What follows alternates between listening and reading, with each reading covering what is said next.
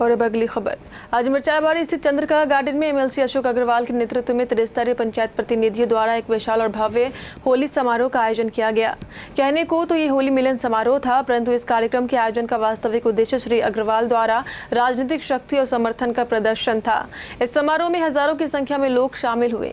एक अनुमान के आधार पर इस गार्डन में आने वाले समर्थकों की संख्या 10 से 15 हजार के बीच थी। आने वाले प्रत्येक समर्थक श्री अग्रवाल के चुनाव में अपनी दावेदारी पेश करने को लेकर दबाव डाल रहा था। इस समारोह के दौरान सभी लोगों ने एक दूसरे को अबीर गुलाल भी लगाया, जिसके कारण ये कार्यक्रम एक होली मिलन समारोह में तब्दील हो गया। समारोह में सभी वक्ताओं द्वारा कटिहार सीट को एनडीए द्वारा जदयू को दिए जाने को लेकर अपनी असहमति भी जताई गई।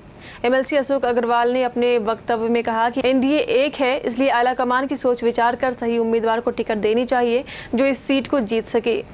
श्री अग्रवाल ने यह भी कहा कि कटिहार सीट बीजेपी को नहीं मिलने से कार्यकर्ताओं में उत्साह नहीं है। चुनाव लड़ने के सवाल पर श्री अग्रवाल ने कहा कि जनता का जो फैसला होगा उन्हें मंजूर होगा। आज चंद्रिका गार्डन में कटिहार जिले के त्रिस्तरीय पंचायती राज के सदस्यों के द्वारा होली मिलन समारोह का आयोजन किया गया था और सभी पंचायत प्रतिनिधि के अलावा जो भी हमारे गणमान्य बंधुगण हैं वो लोग उपस्थित थे और काफ़ी हर्षोल्लास में वातावरण था और लोगों की जो इच्छा थी, जो सीट यहाँ की भारतीय जनता पार्टी की सीट थी, लगातार आज़ादी के बाद से हम भारतीय जनता पार्टी कैंडिडेट लड़ते रहे हैं, वो सीट चले गए एनडीए के खाते में, जदयू के खाते में। तो जनता दल यू के कोई सुयोग्य उम्मीदवार यहाँ बने जिससे कि इन लोगों का मान सम्मान बना रहे और कटिहार का विकास हो, उसी पर मंथन था, उसी पर बैठक थी।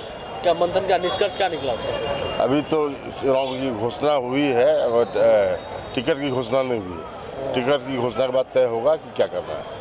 क्या भाजपा में आप रहिएगा कि हम तो एनडीए में हैं अभी। एनडीए समर्थन है ना उसका? अभी हैं, एनडीए में हैं। अब देखने वाली बात यह है कि कटिहार संसदीय सीट पर उम्मीदवारों के बीच सीधी टक्कर होगी या त्रिकोणात्मक संघर्ष।